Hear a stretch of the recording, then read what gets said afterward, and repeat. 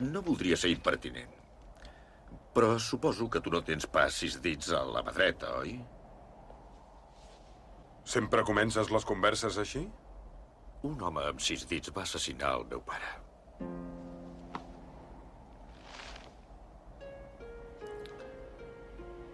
Era un gran fabricant d'espases, el pare.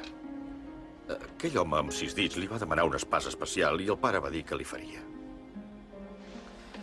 Va treballar tot un any per acabar-la.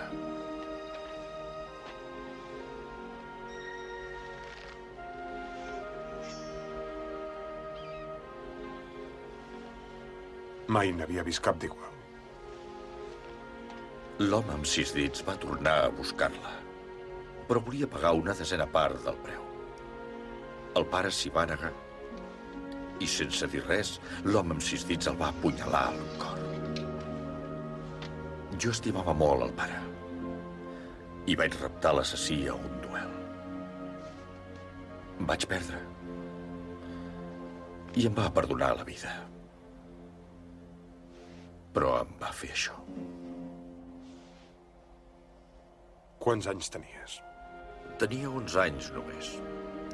Però quan vaig ser prou fort, em vaig dedicar exclusivament a estudiar esgrima. I la pròxima vegada no penso fallar.